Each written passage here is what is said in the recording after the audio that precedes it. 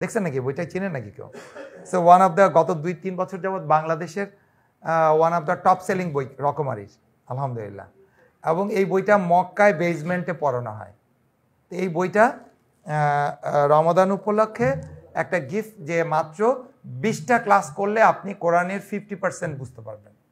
Something like wow, how can it happen, যে মাত্র 20টা class করলে আপনি কোরআনের বুঝতে পারবেন। তো এটা তো মানে নিশ্চয়ই একটা চমকপ্রদ কথাবার্তা।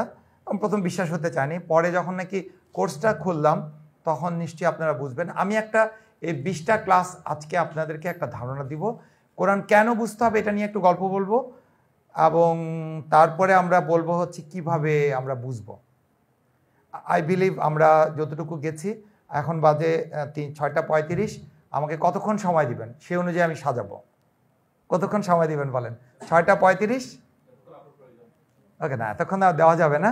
আচ্ছা, আমরা এরপরে চলে আসি, একটু ইনফর্মালি বলবো, একটু মন থেকে লিপসিং না করে আমরা বলবো আউযু বিল্লাহি মিনাশ শাইতানির রাজিম। সবাই একটু পড়ি। বিসমিল্লাহির রহমানির রহিম। রব্বি ইশরাহ লি সাদরি ওয়া ইয়াসসির লি আমরি ওয়াহলুল উকদাতাম মিন লিসানি ইয়াফকাহু কওলি। হে আমার পালনকর্তা, আমার হৃদয়কে প্রশস্ত করে দিন, আমার কাজকে সহজ করে দিন, আমার মুখের জড়তা দূর করে দিন, যেন মানুষ আমার কথা বুঝতে পারে। ওকে, এই আয়াতটা নোমান আলী খান খুব সুন্দর একটা বর্ণনা দেয়, খুব চমৎকার একটা ইন্ট্রোডাকশন দেয়। It's I of Mission Impossible, অসম্ভবকে সম্ভব করার আয়া। হে আমার প্রভু, আমার হৃদয়কে প্রশস্ত করে দেওয়া মানে কি বলেন?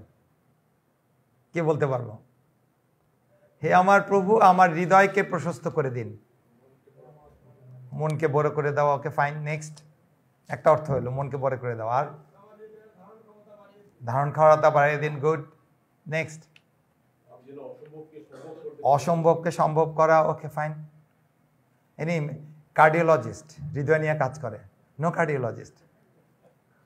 ওনারা তো বলবে হৃদয়ের প্রতি হার্ট অ্যান্ডলার্জ, তার মানে আপনার এখন কবরে যাওয়ার সময় চলে আসছে। ঠিক বললাম?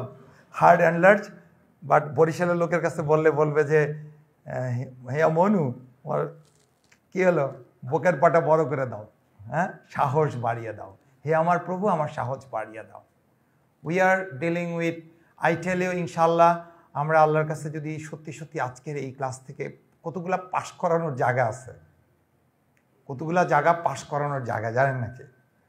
এই জায়গা থেকে ফেল করার কোনো জায়গা নেই। একটা হচ্ছে যখন আপনি কোরআনের কোনো মজলিসে আসেন, হইতেই পারে না যে রহমতের ফেরেশতারা আপনাকে ঘিরে থাকে না, হইতেই পারে না যে আপনার উপরে সাকিনা নাজিল হয় না, হইতেই পারে না আপনার সম্পর্কে আল্লাহর কাছে পেশ করা হয় না।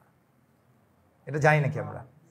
এটা জানি না? আমরা জানি এমন হতে পারে যে এখানে ঘুষখোর আছে, সুদখোর আছে, জেনাকারী আছে, ফেরেশতা এসে বলবে না না না না, এখানে ঢুকবো না, এখানে জেনাকারী আছে, এখানে সুদখোর ঘুষখোর বসে আছে, আমি এখানে ঢুকবো না।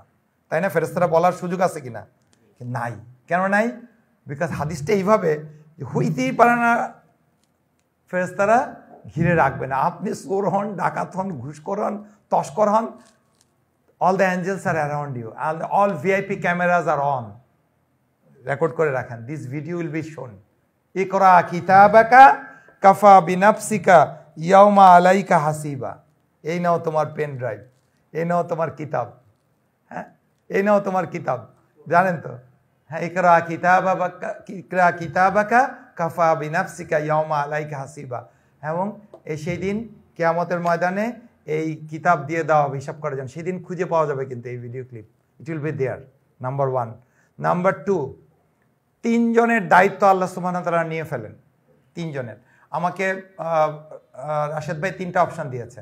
যে আপনি এই শুক্রবার, পরের শুক্রবার, পরের শুক্রবার, এনি শুক্রবার, 24 তারিখ একটা লাস্ট শুক্রবার আছে, I took A choice on 4th। কেন নিয়েছি জানেন নাকি? চান্স নিলাম, একটা চান্স নিলাম হচ্ছে আমার মেয়ের পরীক্ষা। আমি ভাবলাম যে এরকম একটা চান্স, 3টা জায়গায় আপনি যখন সফর করেন, 3টা যা কাজ করেন, আল্লাহ সুবহানাহু ওয়া তাআলা আপনার দায়িত্ব নিয়ে যান, এর মধ্যে যদি আপনি দুনিয়া থেকে চলেও যান, আপনার মৃত্যু একটা শহীদের মৃত্যু হবে। একটা হচ্ছে যদি আপনি আল্লাহর কিতাব জানার জন্য বের হয়ে যান, ঘর থেকে বেরিয়ে আসছেন, আল্লাহ সুবহানাহু ওয়া তাআলা আপনার দায়িত্ব নিয়ে ফেলছে, সুবহানাল্লাহ বলবেন না? আর একটা হচ্ছে আপনি যদি হিজরত করেন আল্লাহর জন্যই।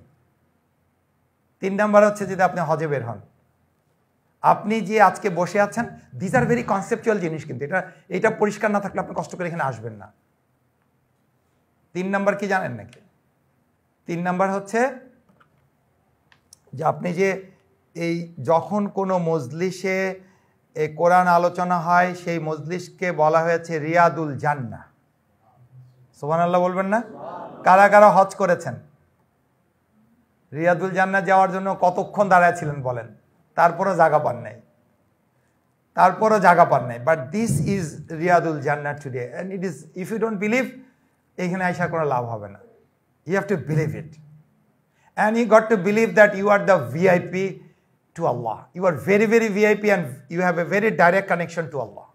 It cannot happen যে আপনি আল্লাহর কাছে ডাকলেন, আল্লাহ সুবহানাহু ওয়া তাআলা ডাক শোনেন না। এই বিলিফগুলো না থাকলে এখানে কষ্ট করে আপনি আসবেন না। আপনার বললেন ঠিক আছে, অনলাইনে বসে বসে শিখলি তো হইতো। দিস ইজ এ ডিফারেন্ট, এবং চাওয়ার জায়গা আছে।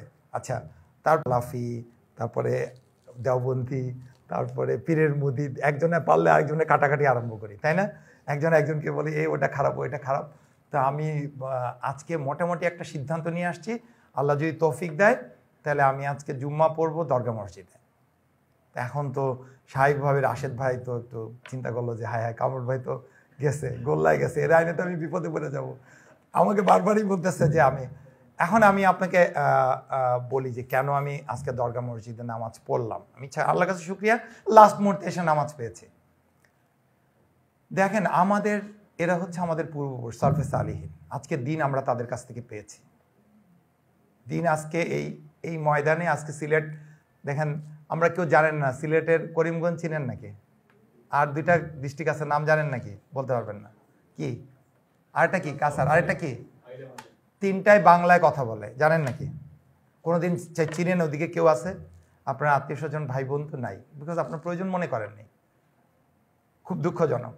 তো আমরা মনে করছি ওরা তো ইন্ডিয়ান, আমরা তো বাংলাদেশি, এরকম একটা ভাব এরকম।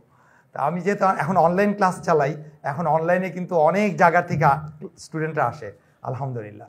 তো আমি যেই কথাটা বলছিলাম যে এরা হচ্ছে আমাদের কাছে দিন দিয়ে গেছে, এদের জন্য দোয়া করা আমাদের দায়িত্ব। This our predecessors. শুধু তার দোয়া করার জন্য আপনি যাবেন এবং দোয়া করবেন যে আল্লাহ, তারা যে আমানতটা আমাদের কাছে দিয়ে গেছে, আমরা যাতে সে আমানতটা ধরে রাখতে পারি। বিলিভ মি, যে আমাদের কাছে যে আমানত দিয়ে গেছে, যে দিন আমাদেরকে বুঝিয়ে দিয়ে গেছে, আমরা সিলেটবাসীরা যাতে এই দিনটাকে ধরে রাখতে পারি, আমরা যাতে আমাদের পরবর্তী প্রজন্মের কাছে তাদের এই অবদানটা পৌঁছে দিতে পারি। বলেন না সুবহানাল্লাহ বলবেন না? নাকি এটা কি অপরাধ হবে? শিরক হবে? হবে না।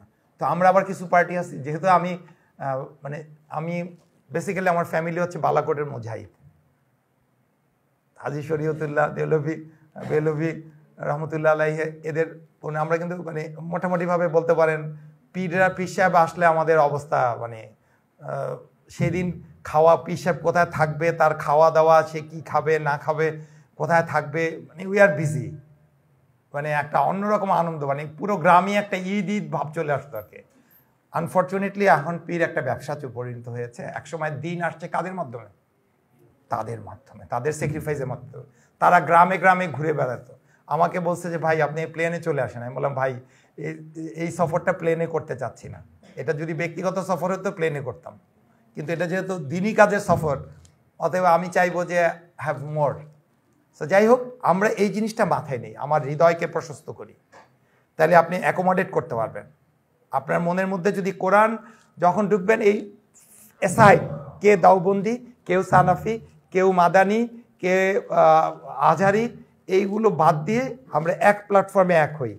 সেজন্য আমাদের মনের একটা বড় জায়গা দরকার কিনা, আমার মনের প্রশস্ততা দরকার কিনা, নাহলে কিন্তু প্রথমেই আমরা দেখবো ও আচ্ছা উনি তো হাতে এখানে তোলে না, তাহলে তো সমস্যা আছে ওনার, ওনার আকিদায় গলদ।